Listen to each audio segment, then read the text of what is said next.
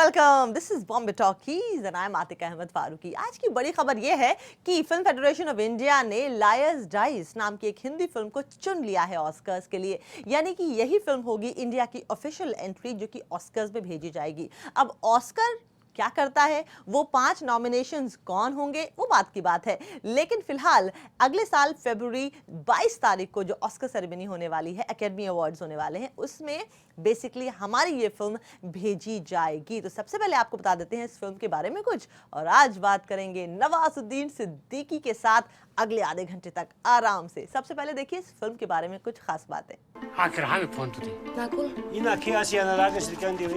National award winning Hindi film lawyers dice को 87th academy award में भारत की तरफ से बेस्ट फॉरेन लैंग्वेज फिल्म की कैटेगरी में ऑफिशियल एंट्री के लिए सिलेक्ट किया गया है। काम कर 500 मिनट की कर। इतना पैसा नहीं है मेरे पास। 20 का 60, 20 का 60, 20 का 60। कोई धांधलबाजी नहीं, हाथ की सफाई नहीं, नजर का फेरने, नेता का करप्शन नहीं। 20 का 60। यानी इस बार ऑस्कर्स में भारत को लायर्स डाइस रिप्रेजेंट करेगी।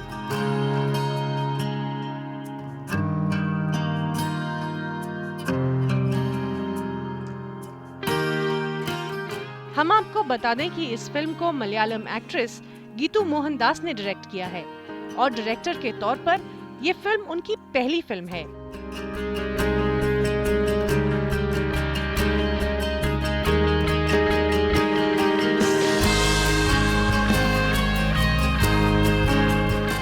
लायर्स डाइस की कहानी भारत तिब्बत सीमा के पास एक गांव के इर्द गिर्द घूमती है और एक युवा आदिवासी महिला की कहानी बयां करती है जिसका पति कई महीने पहले काम के लिए दिल्ली जाने के बाद वापस नहीं लौटा और अपनी 3 साल की बेटी के साथ वो अपने लापता पति की तलाश शुरू करती है। इसी दौरान उसकी मुलाकात आर्मी के एक भगौड़े से होती है जो उसकी मदद करने के लिए उसके साथ आ जाता है। 500 मिनट की कर। इतना पैसा नहीं है मेरे पास। 20 का 60, 20 का 60, 20 का 60। कोई धांधलबाजी नहीं, हाथ की सफाई नहीं, नजर का फेरने, नेता का करप्शन नहीं। 20 का 60, 20 का 60, 20 का 60। इस फिल्म में गीतांजलि थापा और नवाजुद्दीन सिद्दीकी ने लीड रोल किया है। हम आपको बता दें कि ऑस्कर में भारत की तरफ से जाने के लिए इस बार 30 फिल्मों के बीच कड़ा मुकाबला था। FFI यानी फिल्म फेडरेशन ऑफ इंडिया के पास ऑस्कर में जाने के लिए इस साल रिकॉर्ड एंट्री हुई। यहाँ अपनी एंट्री दर्ज कराने वाली फिल्मों में 13 हिंदी, 7 मराठी, 3 बांग्ला, 2 तेलुगु और 2 तमिल फिल्मों के अलावा कोंकणी, मलयालम और एक कन्नड़ फिल्म भी शामिल थी।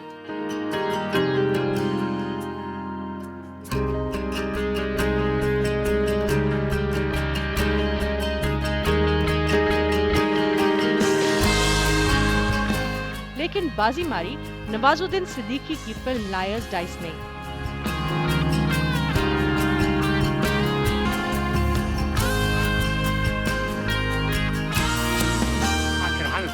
नाकुल। 61st नेशनल अवार्ड्स में इस फिल्म के लिए राजीव रवि को सर्वश्रेष्ठ छायाकार और एक्ट्रेस गीतांजलि थापा को सर्वश्रेष्ठ अभिनेत्री का पुरस्कार दिया गया था।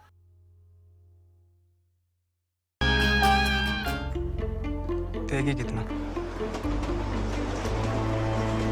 एक काम कर 500 मिनट की कर। हम फिल्म से लायर्स डाइस की टीम को ऑस्कर में रिप्रेजेंटेशन के लिए बधाई देते हैं और उम्मीद करते हैं कि ये फिल्म इस बार इंडिया के लिए ऑस्कर जीत कर लाए।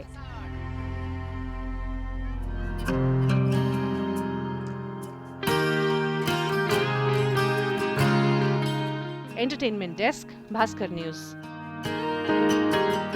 तो लायर्स डाइस को इसी साल यानी 2014 के नेशनल अवार्ड्स में 2 नेशनल अवार्ड्स मिल चुके हैं। एक बेस्ट सिनेमाटोग्राफी के लिए जो कि राजीव रवि की थी और एक बेस्ट एक्ट्रेस के लिए जो कि गीतांजलि थापा थे। और बेस्ट सिनेमाटोग्राफी का अवार्ड जिनको मिला है वो डायरेक्टर के पति हैं और जाहिर है नवाजुद्दीन सिद्दीकी एक बहुत बड़ा नाम बन गए हैं। अब उनकी फिल्में चाहे वो बॉम्बे टॉकीज हो, चाहे वो दूसरी फिल्में हो, चाहे वो किक हो, वो बड़े लेवल पर अप्रिशिएट की जा रही है, कुछ कमर्शियली और कुछ फेस्टिवल सर्किट में। तो नवाजुद्दीन सिद्दीकी के साथ एक बात तो बनती ही है। अभी कुछ ही दिन पहले मैंने नवाज से कुछ बातें की, आइए उसी इंटरव्यू के कुछ अंश आपको दिखाते हैं।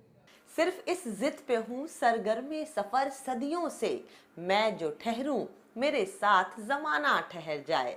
कई लोग आम लोगों के बनाए हुए आम साँचों में फिट नहीं हो पाते हैं। इससे उनको बड़ी तकलीफ होती है, कई साल बड़ी स्ट्रगल होती है, लेकिन फिर बाद में उनकी यही खामी उनकी खूबी बन जाती है। फिर उनके साँचों में दूसरे अपने आप को फिट करते हैं।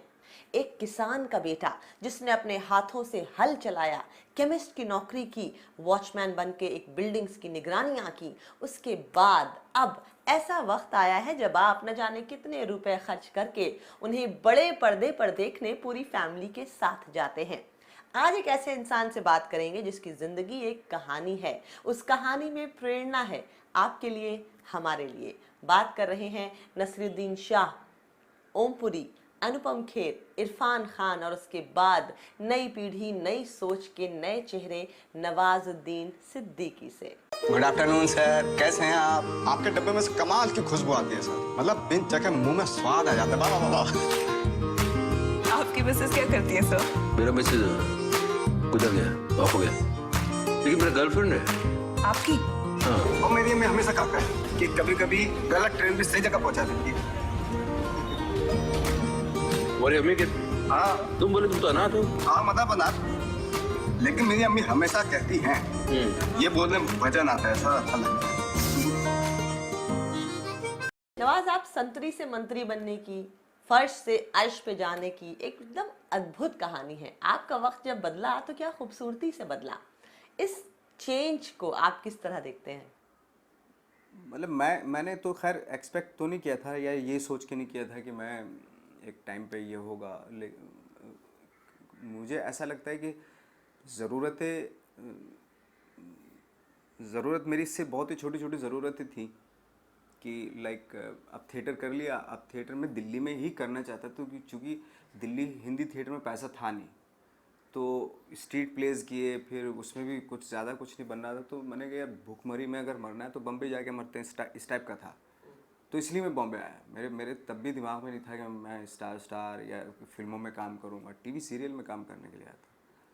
तो टीवी सीरियल में ट्राई किया मैंने, तो कुछ एक एपिसोड की स्टोरी मिल जाती थी, लेकिन वो भी धीरे धीरे वहाँ से भी मतलब काम मिलना बंद होता चला गया, क्योंकि उस वक्त पे जो टीवी आ रहा था तो उसमें लहीम शहीम लोग चाहिए होते थे। हाँ, तो इस तरह की सीरियल ज़्यादा बनने लगे थे, तो मजबूरी में जाके फिल्मों की तरफ रुख करना पड़ा मुझे। लेकिन फिल्मों में बहुत छोटे, फिल्मों में उस तरह के रोल थे नहीं, तो वही एक सीन कर लिया। इस तरीके से शुरुआत हुई एक्चुअली।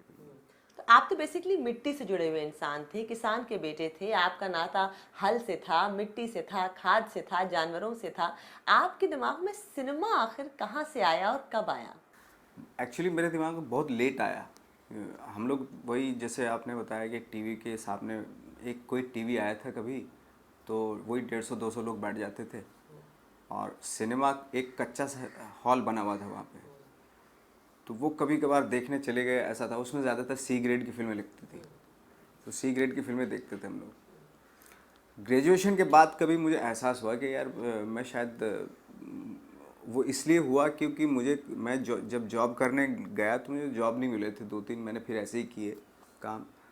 तो उसी बीच में मुझे कुछ लोग मिल गए थिएटर के, तो थिएटर पहले देखा मैंने, तो उसके बाद डिसाइड किया कि यार थिएटर करना चाहिए। थिएटर से फिर फिल्मों की तरफ रुख हो गया। हम आपको 10 साल पहले बहुत स्टेरियोटिपिकल रोल्स में देखा करते थे। छोटे रोल्स में आते थे आप, और अक्सर आपके रोल्स जो होते थे वो रूरल ज़्यादा होते थे, छोटे शहरों का एक आम आदमी। अब हम देख रहे हैं कि शख्सियत में आपके बदलाव आ गया है। आप जो बड़े पर्दे पर रोल्स कर रहे हैं वो मिलियनेयर के भी रोल कर रहे हैं, वो खाते पीते घर का कोई आदमी जिसके पास लाखों करोड़ों रुपए हो, इस तरह के रोल्स आप कर रहे हैं। तो पहले ये जो स्टीरियोटाइप है, इसको तोड़ने में आपको मुश्किल का सामना करना पड़ा? नहीं, मुझे जो किरदार दिए जाते हैं, लाइक अगर आप कहानी देखें तो उसमें IB ऑफिसर था मैं। खराब, तुम मुझे सिखाओगे सही क्या और गलत क्या है। मेरा काम है देश की रक्षा करना, उसके लिए मुझे कुछ भी करना पड़े सब सही। अगर मिलन दाम जी को पकड़ने के लिए विद्या बागची को कुर्बान करना पड़ा वो भी सही। तो फिर हम और मिलन में फर्क क्या है सर? कुछ फर्क नहीं। हम कानून के लिए करते हैं, वो कानून के खिलाफ, इसलिए हम सही हैं वो गलत। प्यार अच्छी चीज़ है राणा, लेकिन सही जगह इस्तेमाल करना सीखो। किक में आप देखेंगी तो आपको बिल्कुल ही डिफरेंट मिलेनियर है, ऐसा नहीं है, जो बाकी जो और फिल्में कर रहा हूँ उसमें बिल्कुल ज़मीन आसमान का फ़र्क है। इस तरह के कैरेक्टर हैं, थैंक गॉड इस तरह के हर तरह के किरदार में मुझे देखा जा रहा है। तो ऐसा कुछ नहीं है कि मुझे हाँ, मैं ये कह सकता हूँ कि जो ऑथेंटिक हैं या जो रियल हमारे कंट्री में एग्जिस्ट करते हैं वो कैरेक्टर्स मुझे दिए जा रहे हैं। जो फेक हैं या जो फैंटेसाइज कैरेक्टर वो उन पे ना तो मेरा बिलीफ है और ना वो मेरे पास तक आते हैं। जो एग्जिस्ट करते हैं हमारी कंट्री में, ये वर्ल्ड के किसी कोने में एग्जिस्ट करते हैं ये कैरेक्टर, वो मुझे दिए जाते हैं। तो मुझे लगता है कि ये बहुत अच्छी बात है किसी भी एक्टर के लिए। तो बहुत सब्र और इंतजार के बाद वो दिन और मौका कब आया जब आपको फिल्मों में लीड रोल मिलने लगे? पतंग सेकंड लीड थी, लेकिन फर्स्ट लीड जो थी वो थी मेरी मिस लवली।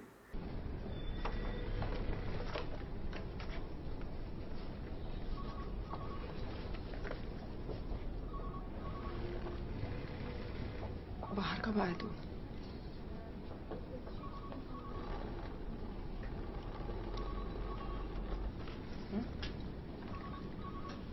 देख सोनू, अपनी पिछली जिंदगी मैं बहुत पीछे छोड़ आई हूँ।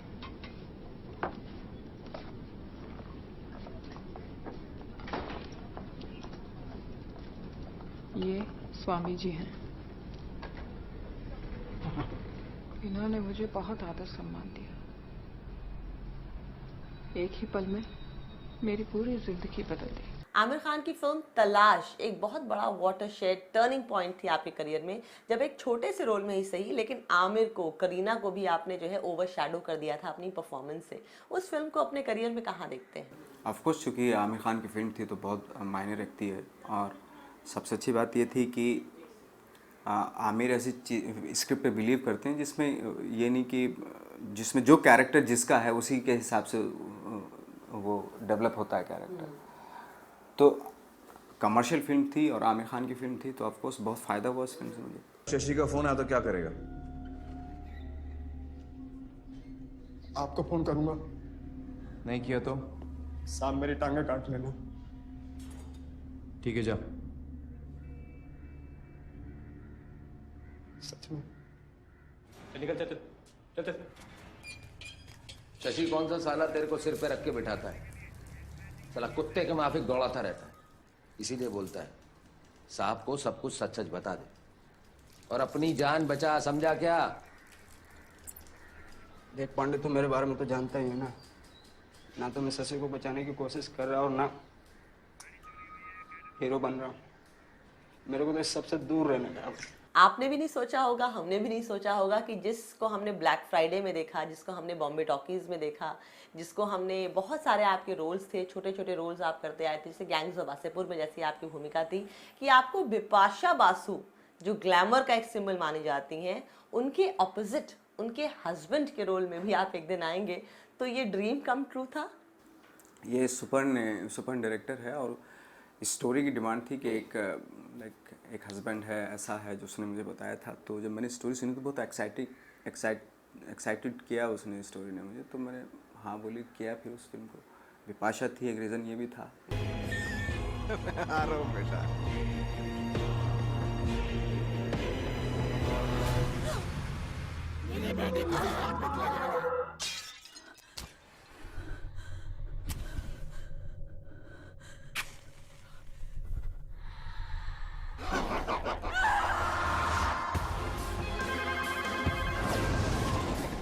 तुम्हारे पापा मर गए हैं।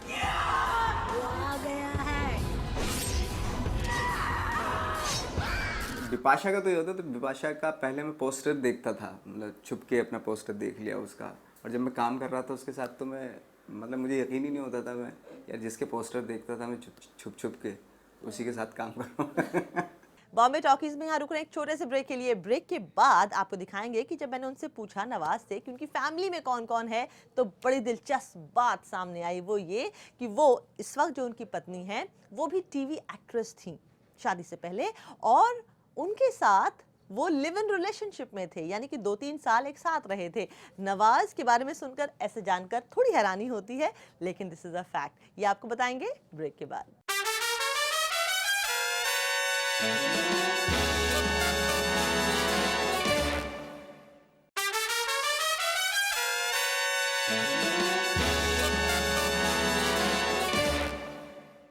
Welcome back. आप देख रहे हैं बॉम्बे टॉकीज। नवाजुद्दीन सिद्दीकी ने इस इंटरव्यू में मुझसे एक बहुत अच्छी बात कही थी।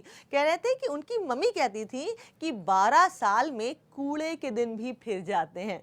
फिर से सुनिए, 12 साल में कूड़े के दिन भी फिर जाते हैं। और जब वो स्ट्रगल करने मुंबई आ रहे थे मुजफ्फरनगर से, जहाँ की बेसिकली वो किसान के बेटे थे, हल चलाते थे, खेती करते थे, उसके बाद केमिस्ट की नौकरी की, उसके बाद उन्होंने सिक्योरिटी गार्ड की भी नौकरी की। तो जब वो आ रहे थे मुंबई तो उनकी मम्मी ने उनसे कहा था कि 12 साल स्ट्रगल कर लो, इतना वक्त तुम्हें देते हैं, अगर उसके बाद भी कुछ नहीं हुआ तो वापस आ जाना। इसलिए क्योंकि कूड़े के दिन भी 12 साल में फिर जाते हैं। अगर तुम्हारे नहीं फिरे इसका मतलब है जिंदगी में कुछ और करने की जरूरत है।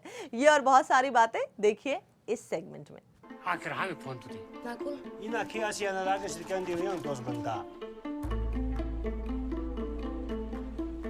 मुझे यहाँ जाना है। देगी कितना?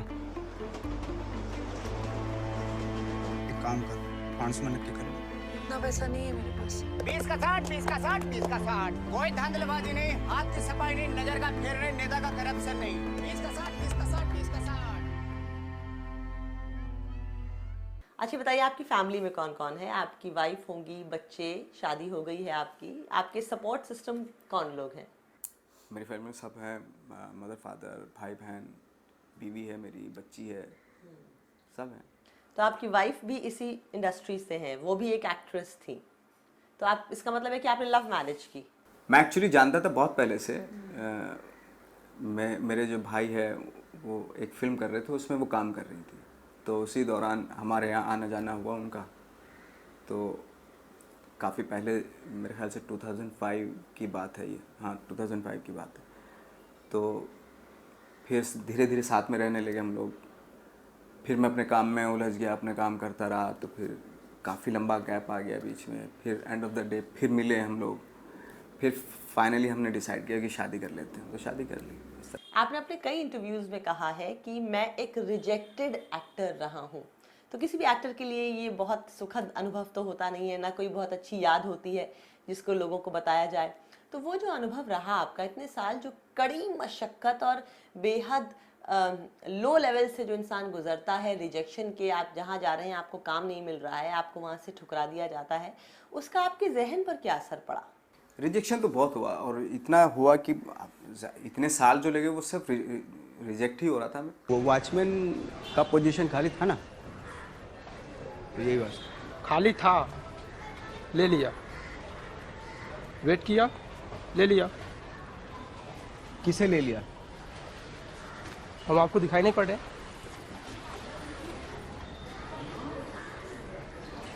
कांग्रेट्स यार, कांग्रेट्स।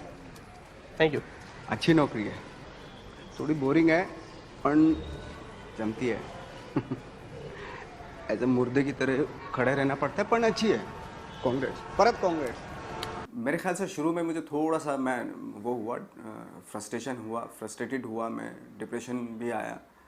लेकिन उन सब चीज़ों से और कहीं ना कहीं इनरली में बहुत स्ट्रांग होता चला गया। कि कई बार फिर ये होता था कि अच्छा रिजेक्ट हो गया, चलो कोई बात नहीं, ठीक है, यूज़ टू हूँ मैं इसका, यूज़ टू हो गया था मैं, तो ज़्यादा कोई फ़र्क नहीं पड़ता था। तो उसका ही फ़ायदा हुआ कि कल को मेरे साथ फिर से ऐसी कोई सिचुएशन आती है इस तरह की, तो मेरे पे कोई फ़र्क पड़ने वाला नहीं। इस वक्त आप अपने आप को कहाँ देखते हैं? आपको सलमान के ऑपोजिट रोल मिल चुका है, आप बिपाशा के ऑपोजिट रोल कर चुके हैं, आपकी फिल्म दशरथ मांझी, बहुत सारी आपकी फिल्में ऐसी हैं जिसमें आपका लीड कैरेक्टर है और आपको एक डिज़ायरेबल हीरो के तौर पे भी लोग देख रहे हैं। तो इस सिचुएशन को, इस मकाम को अपनी ज़िंदगी में इस वक्त आपका मनोबल कैसा है? इस वक्त आपकी सोच क्या है? मैं सबसे नीचे अपने आप को मेरे ख्याल से मैं समझता हूँ, क्योंकि मैं कभी भी एक्टिंग को लेके मैं कभी भी कॉन्फिडेंट नहीं हो सकता। मैं आज भी अपने आप को, क्योंकि मैं जब कोई कैरेक्टर तैयार करता हूँ तो अपने आप को ज़ीरो से स्टार्ट करना होता है। जब ज़ीरो से स्टार्ट करना होता तो बहुत नर्वसनेस होती है, और कैसे होगा, नहीं होगा या नहीं होगा, जो आपने सोचा है वो अचीव कर पाओगे इस कैरेक्टर के थ्रू, ये चीज़ें आती हैं, ये इनसिक्योरिटीज़ आती हैं आपको। एज एन एक्टर मैं कॉन्फिडेंट नहीं हूँ बिल्कुल भी, अभी तक भी। हाँ, मुझे नहीं लगता कि मैं कॉन्फिडेंस है, क्योंकि अभी भी मैं वही नर्वसनेस अभी भी आती है मेरे अंदर। और रही बात एज कंपैरिजन में, तो मैं मुझे अच्छा लगेगा कि अगर मैं सबसे अपने आप को सबसे कम लिस्ट में, सबसे पीछे की लिस्ट में रखूँ तो ज़्यादा बेटर है मेरे लिए। आजकल आपकी फिल्में जो है कान फिल्म फेस्टिवल में, बर्लिन फिल्म फेस्टिवल में कमाल कर रही हैं, आपको इंटरनेशनल सर्किट में पहचान मिल रही है। तो वो भी दिन थे जब आपको देश में ही नहीं सराहा गया, और ये भी दिन है जब आपको विदेश में इतनी सहानुभूति मिल रही है, आपके काम को बेहद पसंद किया जा रहा है। तो क्रॉसओवर सिनेमा आपके जहन में कहाँ है? जैसे अनुपम खेर थे, नसरुद्दीन शाह, इरफान खान, उन्होंने बहुत सारी फिल्में बाहर की, तो आप भी कुछ ऐसे Indo Canadian, Indo US, Indo British projects में अपनी जगह देखते हैं कहीं? ऑफ कोर्स अच्छा लगता है, क्योंकि मुझे इस चीज़ में ये बात अच्छी लगती है कि आपकी चॉइस बहुत अच्छी है। आप जो चॉइस कर रहे हो फिल्मों की, उसके जो डायरेक्टर हैं वो काबिल डायरेक्टर हैं, और ऐसी फिल्में हैं जो वर्ल्ड वाइड अप्रिशिएट की जा रही हैं, और एक ऐसी फिल्में हैं जो रिप्रेजेंट कर रही हैं हमारे सिनेमा को बाहर। उन फिल्मों का मैं हिस्सा हूँ, तो ऑफ कोर्स एक प्राउड की बात है, और बिकॉज ऑफ माय डायरेक्टर्स, और ये कह सकते हैं कि मैं चॉइस ऐसी कर रहा हूँ, थैंक गॉड की, या मुझे काम ऐसा मिल रहा है कि वो फिल्में अप्रिशिएट हो रही हैं बाहर और चल रही है, बॉक्स ऑफिस पे चल रही है। उसी लंच बॉक्स, उसने इतना बड़ा बिजनेस किया उसने। गुड आफ्टरनून सर, कैसे हैं आप? आपके डब्बे में से कमाल की खुशबू आती है सर, मतलब बिन चखे मुंह में स्वाद आ जाता है। वाह वाह वाह। आपकी मिसेस क्या करती है सर? मेरा मैसेज गुजर गया, ऑफ हो गया, लेकिन मेरा गर्लफ्रेंड है। आपकी? हाँ। और मेरी अम्मी हमेशा कहता है कि कभी-कभी गलत ट्रेन भी सही जगह पहुंचा देती है। और अम्मी के? हाँ। तुम बोले तुम तो अनाथ हो। हाँ, मतलब अनाथ, लेकिन मेरी अम्मी हमेशा कहती हैं, ये बोलने में वजन आता है सर, अच्छा लगता है। नवाज जी, बहुत बहुत शुक्रिया। बड़ी दिलचस्प और अद्भुत कहानी है आपकी। जाहिर है बहुत नीचे से बहुत ऊपर तक आप आए हैं, और आपके ऊपर अगर एक किताब लिखी जाए तो जाहिर है वो एकदम बेस्ट सेलर किताब होगी, और बहुत प्रेरणादायक स्टोरी है आपकी। हमसे बात करने का बहुत बहुत शुक्रिया। तो ये थे नवाजुद्दीन सिद्दीकी के साथ एक खास मुलाकात। और याद रहे, ऑस्कर्स होने वाले हैं अगले साल फरवरी में 22 तारीख को। उसकी सारी खबर हम आपको देंगे, और ये फिल्म ऑस्कर्स में best foreign language film category में सेलेक्ट की जाती है या नहीं, ये भी हम आपको बताएंगे। 1957 में महबूब खान की film mother India officially select की गई थी। उन 5 फिल्मों में से एक थी जो कि best foreign language film category में नॉमिनेट हुई थी। और उसके बाद 80s के दशक में सलाम बॉम्बे हुई थी, और उसके बाद लगान फिल्म हुई थी, और आमिर खान बाकायदा पहुंचे थे उस कोडैक थिएटर में जहां ये अवार्ड्स दिए जाते हैं। हम उम्मीद कर रहे हैं कि इस बार भी हमें ये मौका मिले कि इंडिया बाकायदा रिप्रेजेंट करे इंडियन सिनेमा को, हिंदी सिनेमा को उस मंच पर। इस शुभकामना के साथ आपसे विदा लेते हैं, फिर मुलाकात होगी। Good bye.